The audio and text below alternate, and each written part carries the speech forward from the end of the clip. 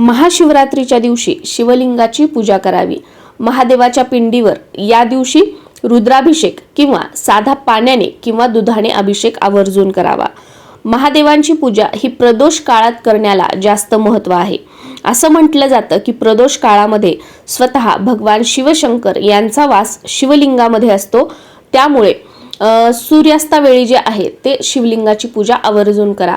प्रदोष काळ जो असतो तो सूर्य मावळण्याच्या 45 मिनिटं अगोदर किंवा 1 तास अगोदर किंवा सूर्य मावळल्याच्या नंतर 45 मिनिटांनंतर 1 तासानंतर पर्यंतचा जो काळ असतो तो प्रदोष काळ म्हणून ओळखला जातो। तर या काळामध्ये शिवपूजा जी आहे ती आवर्जून करावी। महादेवाची पूजा करताना शिवलिंगाला नेहमी पांढरी फुलं अर्पण करण्याचा प्रयत्न करा।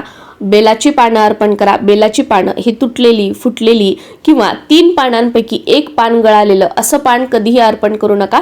बेलपत्र अर्पण करताना ते अखंड असावं, तिन्ही पान व्यवस्थित असावेत, ते बेलपत्र शिवलिंगावरती अर्पण करावं। आणि शक्य झालं तर महादेवाची पूजा करताना पांढरी वस्त्र अर्पण करावीत।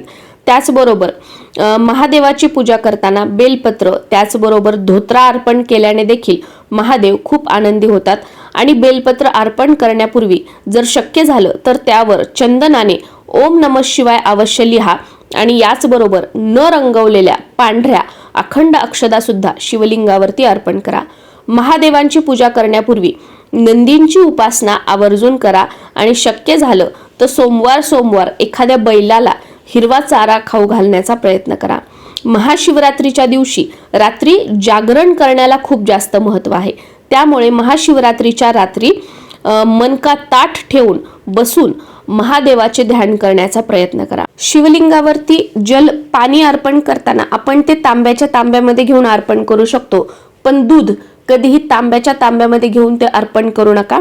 कारण असं म्हटलं जातं जेव्हा दूध आपण तांब्याच्या तांब्यामध्ये ठेवतो तेव्हा तांबे दुधात असलेल्या खनिजे आणि जीवनसत्वांशी प्रतिक्रिया देऊन अन्नामध्ये विषबाधा तयार करतात। त्यामुळे ते विषयुक्त दूध आपण शिवलिंगावर अर्पण केलं असं होतं। त्याचबरोबर तांब्याच्या भांड्यात दूध ठेवल्याने तांबे द्रव पदार्थात मिसळू शकतो।